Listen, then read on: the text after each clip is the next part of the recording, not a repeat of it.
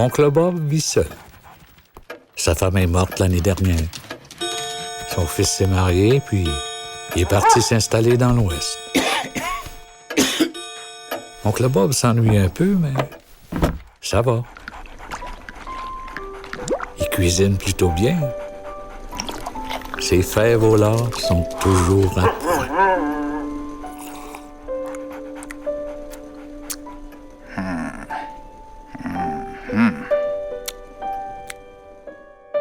Seulement, depuis cet hiver, Oncle Bob n'est pas dans son assiette. Oh, rien en particulier. Il veut vraiment pas en parler, mais il y a cette maudite toux.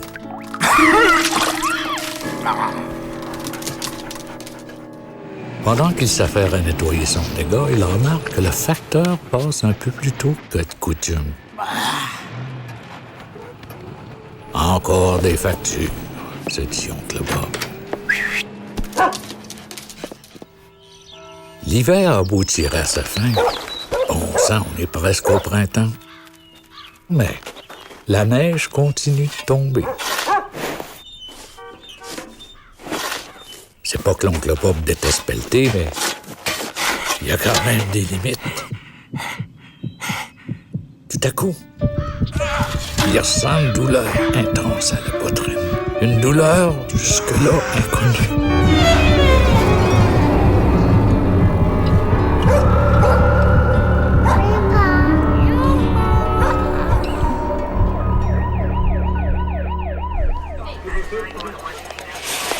Oncle Bob rajeunit pas. Son corps lui a déjà lancé quelques signaux de détresse. Il y a eu des rhumes, il y a eu des malaises du genre, mais il n'a jamais été assez malade pour aller à l'hôpital. Mais aujourd'hui, le v'là installé dans un drôle de lit. On le tâte, on l'ausculte, on l'examine sur toutes les coutures, on lui passe des tas de radiographies.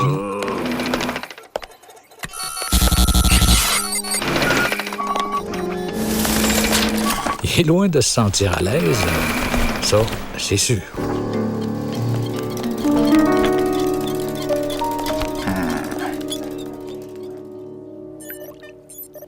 Puis, c'est pas dans ses habitudes de manger au lit. Pas plus que de faire pipi au lit. Hey, l'intimité, ça compte pas ici.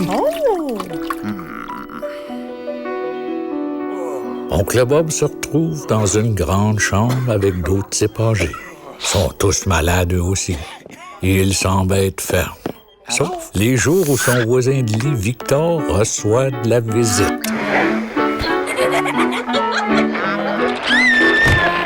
Hey, vous autres, laissez-nous dormir, cogne Oncle Bob. Tous les soirs, c'est la même histoire. Oncle Bob s'endort tranquillement quand... Yo! Votre pilule pour dormir. Bon sang qu'il déteste ça. Les repas, ça peut aller. À la maison, il mangerait autre chose, mais tant pis. De toute manière, il n'a pas faim.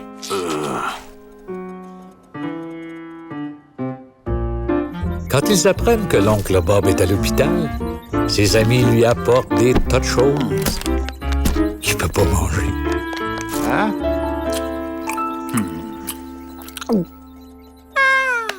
Le personnel d'entretien range les restes dans l'armoire.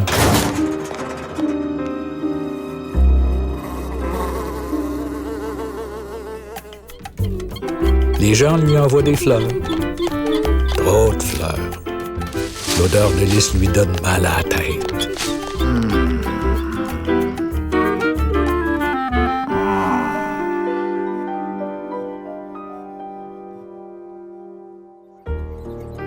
Et que t'as l'air bien, s'exclame son amie Estelle. Mais oncle Bob sait bien que c'est pas vrai. On dirait que ça s'aggrave, déclare son ami Alfred. Berthe, du club de l'âge d'or, passe le voir elle aussi pour lui raconter ses problèmes. Et elle en a beaucoup. Sa sœur lui apporte des livres qu'elle a beaucoup aimés. Bon. Ben alors, je vais te lire les nouvelles. Et d'autres choses.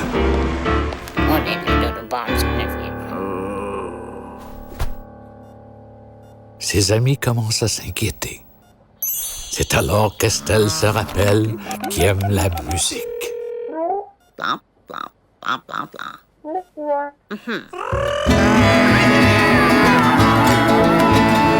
Tout ça, vraiment pas de circonstance. Alors, ils essaient autre chose.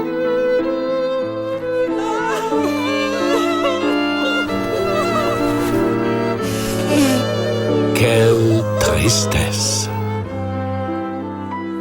Les jours n'en finissent plus de s'étirer. Oncle Bob songe à son ancienne vie comme à un lointain souvenir.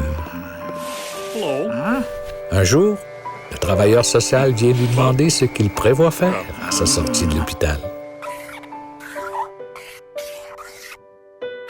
Le travailleur social pense qu'il serait peut-être temps pour lui de quitter sa maison et d'aménager dans un joli centre pour personnes âgées.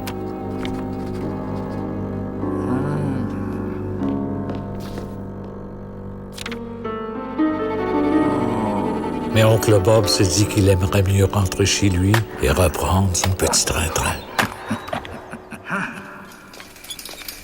Et si vous faites une autre crise cardiaque? Avec toutes les pilules que je prends. Et votre fils? Vous ne pourriez pas aller vivre chez lui? Ce soir-là, il refuse la collation. Il veut pas prendre ses pilules.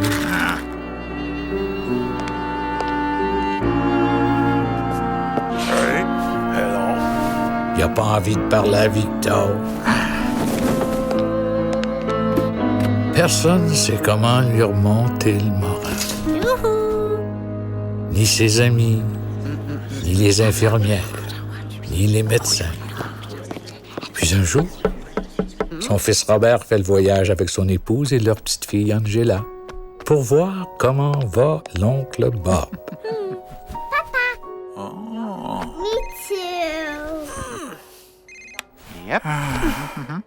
Bien entendu, chacun veut parler à Robert tout de suite.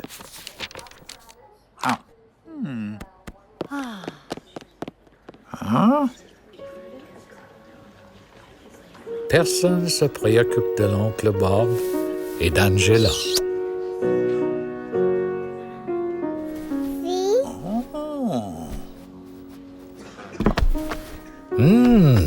Viens me la montrer, dit l'oncle Bob. Pendant que Robert et les autres tiennent leur conciliabule, Angela et son grand-père, de leur côté, chantent une chanson pour s'amuser.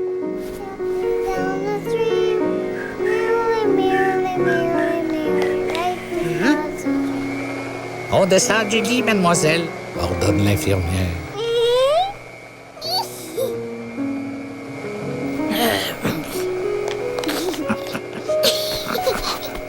Il y a longtemps qu'oncle Bob a eu autant de plaisir. Il était temps aussi qu'on s'occupe de ses cheveux. Cette Angela est vraiment une coiffeuse hors pair.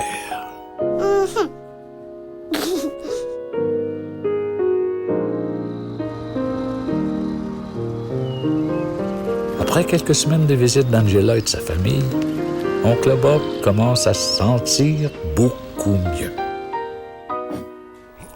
Il se lève pour prendre son petit déjeuner.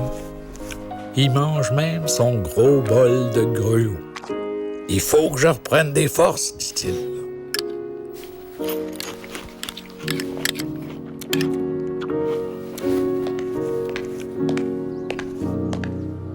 Quand l'infirmière lui apporte un pyjama propre, il déclare « Non, merci.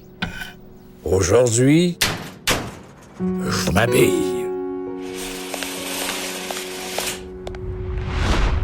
Oncle Bob finit d'enfiler ses chaussettes quand il entend la voix d'Angela. Grandpa. J'arrive, dit Oncle Bob. Où est-ce qu'on va?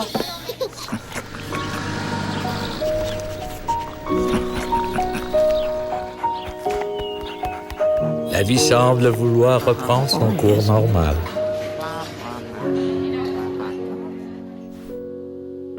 Lorsqu'Oncle Bob subit un nouveau test d'effort, tout se passe si bien que le médecin lui annonce qu'il peut rentrer chez lui. Félicitations, mon vieux, lui dit son ami. Bonne chance, dit Victor. À toi aussi, répond Oncle Bob. Papa? Yep. Hey.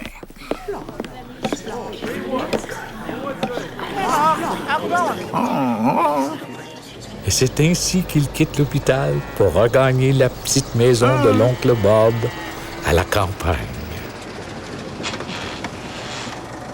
Wow. Ah, regarde ça! On dirait que j'ai des nouveaux voisins, dit oncle Bob. Eh oui, répond Robert. Et c'est nous qui avons acheté.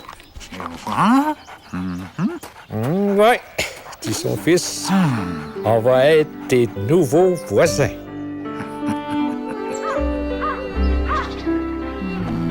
Ce soir-là, oncle Bob a très hâte de se fricoter un petit souper. Les fèves au lard commencent à peine à chauffer quand...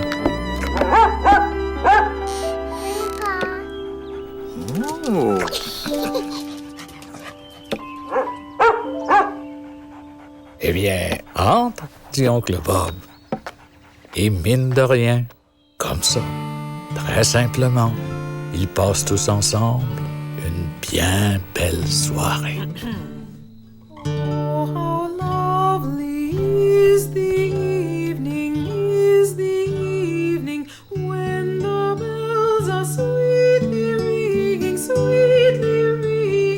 ding dong, ding dong, ding dong. Oh, how lovely is the evening, when the bells are sweetly ringing, Oh, how lovely is the evening, when the bells are sweetly ringing, ding, how lovely is the evening, when the bells are sweetly ringing, when the bells are sweetly ringing, ding.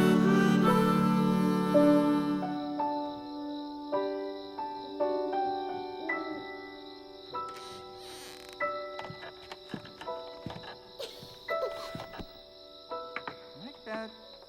See you tomorrow. Good night.